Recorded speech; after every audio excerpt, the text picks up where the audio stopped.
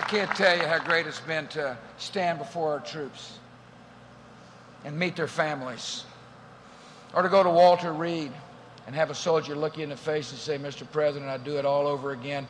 Let me get healed so I can go back and defend the United States of America. There is nothing I will miss more than being the commander-in-chief of such an unbelievable group of men and women.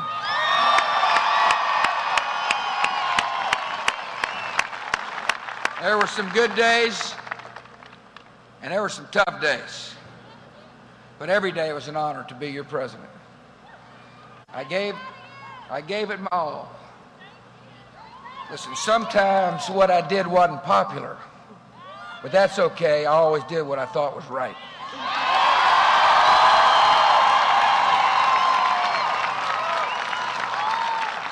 In my last commencement speech as the president, I went to Texas A&M University. I said, popularity is as fleeting as the Texas wind. Character and conscience are as sturdy as our oaks. History will be the judge of my decisions, but when I walked out of the Oval Office this morning, I left with the same values that I took to Washington 8 years ago.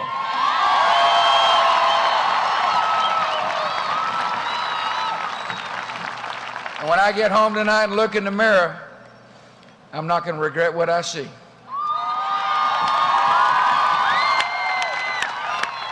Except maybe some gray hair.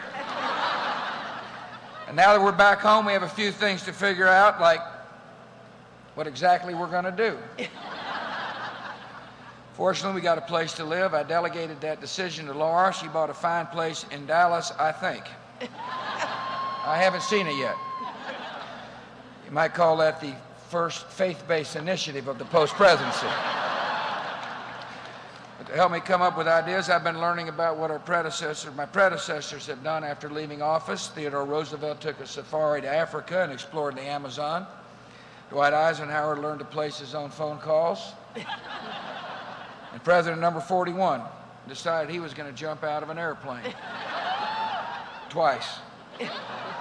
My dad is America's only skydiving former president, and that's a title he's going to keep.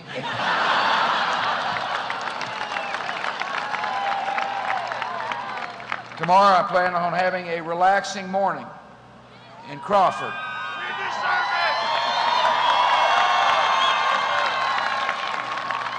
I'm going to get up, and I'm going to make Laura coffee. Skim the newspaper, call some friends, read a book, feed the dogs, go fishing, and take a walk. By that time, I figure it'll be 8 in the morning. That's what happens when you're a type A personality. I told Laura I was excited about her cooking again. Kinda. She told me she was excited about me mowing the lawn and taking out the trash.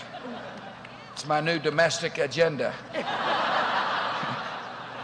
We're going to spend some time catching up with our family. I want you to hear something interesting. I'm the first former president to be able to share the post-presidency with both my parents.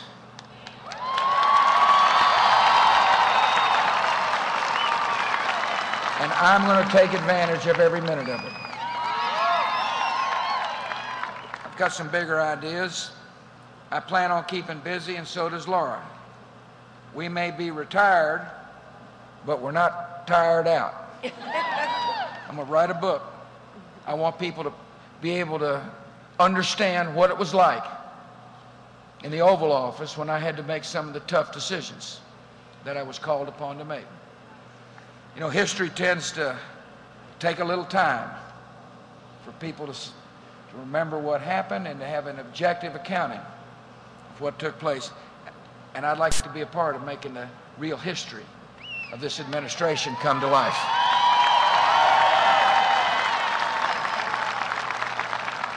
I might even give a few speeches. We're going to put a presidential center at Laura's alma mater, Southern Methodist University in Dallas.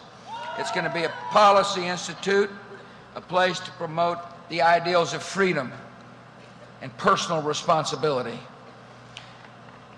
You know, there hadn't been one of these places built in the heartland of America, and I'm glad to be putting mine right here in Texas. I want you to know that I will forever be optimistic about our country. You see, I was privileged to see the character and the courage of the American people.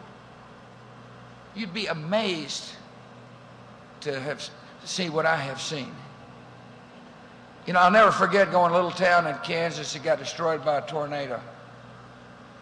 And these people said, nothing's going to keep us down. I went back a year later to give the high school graduation speech. And these folks picked themselves up and rebuilt their community. I told a story the other night when I gave my farewell address in the East Room of the White House about a guy I met named Bill Krisoff. I want to share it right quick if you didn't hear the story. One of the things I did was spend time meeting with the families of the fallen. I want you to know that the comforter-in-chief was always the person who got comforted in those meetings. The strength of the families of our troops is just unbelievable. Their love of their children were great. So I met this guy. He said, I want to join the military to honor my son. I looked at him. I said, well, how old are you? He said, I'm 60 years old. I said, well, I didn't quite put it this way. I thought you were a little long in the tooth. Like me. He's an orthopedic surgeon. It turns out it is possible to grant a waiver to someone who's got a skill set like that. His son, you see, was a Marine who died in Iraq.